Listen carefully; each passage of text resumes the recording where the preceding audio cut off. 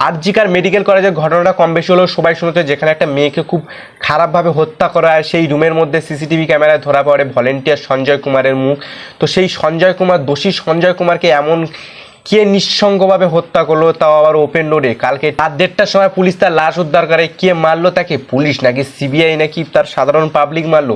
তো ভিডিওটা জানতে হলে পুরো লাশ অবধি দেখতে হবে, তাহলেই বুঝতে পারবে যে সঞ্জয় কুমারের মতন এত খারাপ লোককে কে এরকমভাবে নিঃসঙ্গভাবে হত্যা করলো। অনুমতি নেওয়া হলো, সঞ্জয় রায় অনুমতি দিল। শুধু সঞ্জয় রায় নয়, একেবারে নিহত তরুণী চিকিৎসকের সঙ্গে ওই রাতে যারা ডিনার করেছিল সেই 4 বন্ধুরও পলিগ্রাফ টেস্ট। আরজি করে মহিলা চিকিৎসককে ধর্ষণ, খুন, গ্রেফতার সিভিক ভলান্টিয়ার সঞ্জয় রায়। তার বয়ানে সিবিআই নানা অসঙ্গতি পেয়েছে বলে দাবি। এই পরিস্থিতিতে কেন্দ্রীয় গোয়েন্দাদের হাতিয়ার পলিগ্রাফ টেস্ট। যে ঘটনার কোনো সরাসরি তথ্য প্রমাণ নেই, সেই ঘটনা সম্পর্কে সঠিক তথ্য জানতে ও বুঝতে পলিগ্রাফ টেস্ট করা হয়। Polygraphy test actually it is called lie detector টেস্টও বলা হয়, যে সত্যি বলছে না মিথ্যে বলছে। ওকে, দিয়ে অনেকটাই আন্দাজ করা যায় এবং তদন্তের পক্ষে খুব হেল্পফুল জিনিস এটা একটা। যেখানে আমরা বিব্রত হয়ে পড়েছি, আমরা বুঝতে পারছি না তিনি কথা ঘোরাচ্ছেন, যিনি হন, যে ডাক্তার হোক বা অপরাধী হোক, যেই হোক, কথা ঘোরাচ্ছেন, বারে বারে একে কথা বলছেন, উল্টোপাল্টা কথা বলছেন, তার কথার সঙ্গে অসঙ্গতি থাকছে এবং তিনি বলছেন আমি সত্যি কথা বলছি। এইখানটাতে সে কিন্তু তার অতটা করা সম্ভব না। পলিগ্রাফ টেস্টের জন্য আদালত এবং সংশ্লিষ্ট ব্যক্তির অনুমোদন দরকার। আরজি করের ঘটনায় পলিগ্রাফ টেস্টের জন্য আদালতের অনুমতি আগেই পেয়েছিল সিবিআই। শুক্রবার সম্মতি দিয়েছে অভিযুক্ত সঞ্জয় রায়। পলিগ্রাফ টেস্টে সাধারণত কাউকে অর্ধচেতন করে বিভিন্ন তথ্য জানার চেষ্টা করা হয়। শরীরে নির্দিষ্ট পরিমাণ ওষুধ প্রয়োগ করা হয়। শারীরিক অবস্থার যাতে অবনতি না হয় সেদিকে নজর রাখা হয়। শারীরিক ও মানসিক অবস্থার বিচার করে কতটা ওষুধ প্রয়োগ হবে তা ঠিক হয়। নির্দিষ্ট প্রশ্ন করে উত্তর খোঁজার চেষ্টা চলে। যখন দেখা যায় বুদ্ধিমত্তার প্রয়োগ ঘটিয়ে মিথ্যে উত্তর দিতে পারছে না, তখন সংশ্লিষ্ট ব্যক্তিকে নির্দিষ্ট প্রশ্ন করা হয়। যে উত্তরের মাধ্যমে ঘটনা সম্পর্কে বিশদে জানা যায়, সেই উত্তর পেতে নির্দিষ্ট প্রশ্ন করা হয়। এটা 3টে টেস্ট আছে সাধারণত হয়: pre test, test, post test. মানে পরীক্ষার আগে তার কিছু ইন্টারভিউ নেওয়া হয়। মিড টেস্ট মানে টেস্ট যখন হচ্ছে একই প্রশ্ন 3বার করে করা হয়, এবং পোস্ট টেস্ট সেখানে একই প্রশ্ন 3বার করে করা হয়। এগুলো করে ক্যালকুলেশন করে তারপরে স্কোর দেখা হয়। পলিগ্রাফ টেস্টের রিপোর্টের ভিত্তিতে তদন্ত এগিয়ে নিয়ে যাওয়া যায়। অপরাধী মিথ্যে বলছে কিনা তা বোঝা যায়। কেউ মিথ্যে বললে সাধারণত তার হৃদস্পন্দন, রক্তচাপ, পালস রেটের পরিবর্তন হয়। অনেকে ঘামতে শুরু করেন। এই টেস্টের মধ্যে দিয়ে 4টে জিনিস মূলত আমরা দেখি।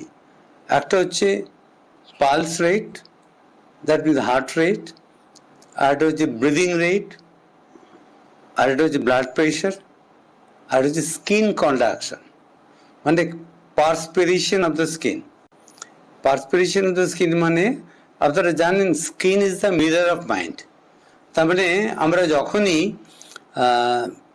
যেন অপরাধ করি, ভয় পাই, ঘাম হয়, হয়, মুখ ধরপড় করে। সিবিআই এর এখন হাতিয়ার পলিগ্রাফ টেস্ট, কিন্তু এই পলিগ্রাফ টেস্টের রিপোর্ট আদালত গ্রাহ্য নয়। আদালতে প্রমাণ হিসেবে পেশ করা যায় না। তবে পলিগ্রাফ টেস্ট থেকে তদন্তের সূত্র মিলতে পারে। সেই সূত্র ধরে তদন্ত এগিয়ে নিয়ে যাওয়া যায়। তাই তদন্তকারীদের কাছে পলিগ্রাফ টেস্ট গুরুত্বপূর্ণ। আরজি করের ঘটনায় মোট 6 জনের পলিগ্রাফ টেস্ট করার জন্য আদালতের অনুমতি পেয়েছে সিবিআই। ধৃত সঞ্জয় রায়, আরজি করের প্রাক্তন অধ্যক্ষ সন্দীপ ঘোষ এবং নিহত চিকিৎসকের 4 সহকর্মী। বৃহস্পতিবার সন্দীপ ঘোষ এবং 4 চিকিৎসক পলিগ্রাফ টেস্টের সম্মতি দেন। শুক্রবার সম্মতি দেয় ধৃত সঞ্জয় রায়। এদিন তাকে 14 দিন জেল হেফাজতের নির্দেশ দেয় শিয়ালদা আদালত। News 18 Bangla.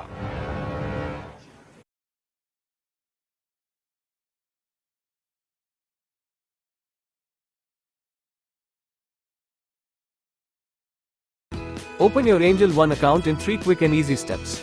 Enter your mobile number and verify using OTP. Enter your registered email ID for KYC verification.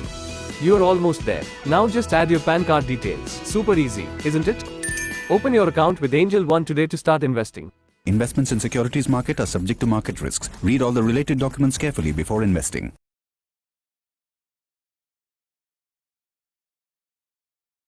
अभी मैं तुम्हारे पुराने YouTube शॉर्ट वीडियो पे ऐसे एडिट कर सकता हूँ कि उस पे 5 लाख व्यूज तो आ ही जाएंगे। दोस्तों व्यूज तुक्के से नहीं आते, टेक्निक लगती है। देखो YouTube पर सब कुछ एल्गोरिदम से होता है। सीखो ऐप डाउनलोड कर लो, उस पर तुम्हें एल्गोरिदम का पूरा सीक्रेट पता चल जाएगा, जिसके बाद तुम यहाँ वहाँ के वीडियोस नहीं, लेकिन बस ऐसे वीडियोस बनाओगे जो एल्गोरिदम को अच्छे लगेंगे। और यही नहीं, सीखो ऐप पर YouTube चैनल को ट्रेंडिंग करने और AI से वीडियोस बनाने जैसी चीजें सिखाई जाती हैं। ध्रुव राठी, नीतीश राजपूत जैसे यूट्यूबर्स की टेक्निक समझाई जाती है। यहाँ पर रोज यूट्यूब सिखाने वाले नए लेसन आते हैं। देर मत करो, सीखो ऐप डाउनलोड कर लो और रोज चलाओ, फिर होगी यूट्यूब पर वायरल होने की शुरुआत। इंस्टॉल नाउ पे क्लिक करो और अभी सीखो ऐप डाउनलोड करो।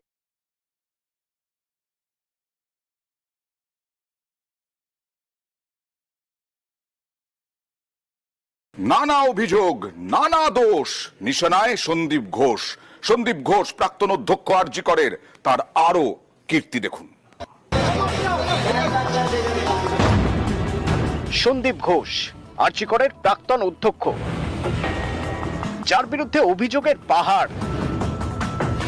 সন্দীপ জামানার আরো কীর্তি এবার প্রকাশ্যে। অভিযোগ 2022 সালের জুলাই মাসে আরজি কর হাসপাতালে স্যালাইনের সংকট দেখা দেয়। এতে চরম নাজেহাল হতে হয় রোগীদের। কিন্তু কেন এই পরিস্থিতি? অভিযোগ, স্যালাইন সরবরাহকারী সংস্থার প্রাপ্য টাকা দীর্ঘদিন দেওয়া হয়নি, তাই আরজি কর হাসপাতালে স্যালাইন সরবরাহ বন্ধ করে দেয় সংস্থাটি। কিন্তু আরজি করের তৎকালীন অধ্যক্ষ সন্দীপ ঘোষ এই দাবি মানতে চাননি। শেষমেশ নাকি সাগর দত্ত মেডিকেল এবং কলকাতা মেডিকেল থেকে স্যালাইন এনে পরিস্থিতি সামলানো হয়। পরে জানা যায় সন্দীপ ঘোষ ওই স্যালাইন সরবরাহকারী সংস্থার কাছ থেকে তিনি কমিশন চেয়েছিলেন, কাটমানি চেয়েছিলেন, এমনটাই অভিযোগ।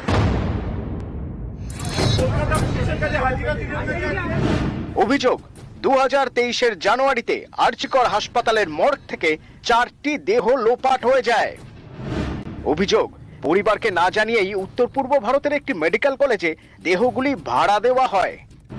দেহগুলি ভাড়া দেওয়া হয় ফরেনসিক মেডিসিনের ওয়ার্কশপের জন্য। এজন্য মৃতদেহের রেজিস্টার পর্যন্ত লোপাট করা হয় বলে অভিযোগ।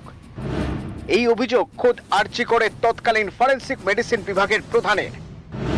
এ নিয়ে জল গড়ায় জাতীয় মানবাধিকার কমিশন পর্যন্ত। অভিযোগ, এরপরেই দ্রুত বদলি করে দেওয়া হয় তৎকালীন ফরেনসিক মেডিসিন বিভাগের প্রধানকে। উনি ডেড বডিগুলো ওয়ার্কশপের জন্য দিয়ে দিতেন, বিক্রি করে দিতেন। আনক্লেম বডি, পিএম বডি, এটা নিয়ে কমপ্লেন হয়েছিল, ন্যাশনাল হিউম্যান রাইট কমিশন থেকে তদন্ত করেছিল, কোর্টে পিআইএলও হয়েছিল। কিন্তু তখন আর কি বলবো, উনি সব জায়গায় তো মানে এত ইনফ্লুয়েন্সিয়াল যে উনি পার পেয়ে যাচ্ছেন এবং ওনার বিরুদ্ধে কখনো কোথাও কোনো অ্যাকশন হয়নি।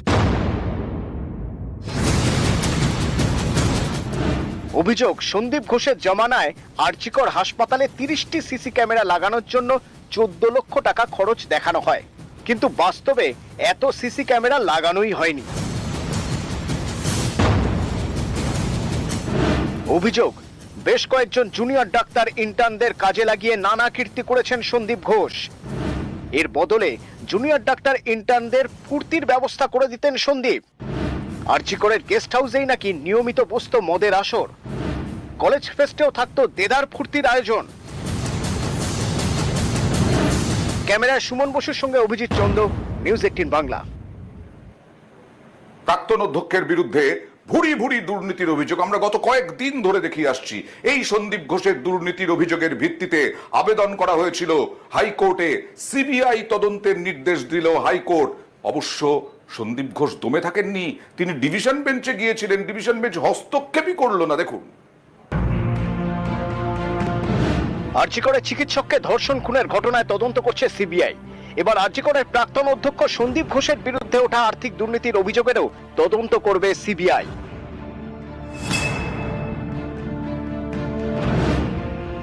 আরজি করের প্রাক্তন ডেপুটি সুপার আখতার আলী, তার করা মামলায় সিবিআই এর হাতে আর্থিক দুর্নীতিরও তদন্তভার তুলে দিল কলকাতা হাইকোর্ট। এই তদন্ত করছিল রাজ্যের তৈরি করা সিট। শুক্রবার সিঙ্গেল বেঞ্চ নির্দেশ দেয় শনিবার সকাল 10টার মধ্যে সিবিআই এর হাতে নথি তুলে দেবে সিট। 3 সপ্তাহের মধ্যে স্ট্যাটাস রিপোর্ট দিতে হবে সিবিআই কে। একটা কলেজে আমি অনেক বছর কাজ করেছি, ওই কলেজ আমার মায়ের মতন ছিল। আপনার মাকে যদি কেউ শর্মসার করে, কেউ দাগ লাগায়, তাকে আপনি ছাড়বেন? ছাড়বো না। আর এই ডক্টর সন্দীপ ঘোষের মতন যত লোক আছে সবাইকে এক্সপোজ করে শাস্তি দেওয়া উচিত।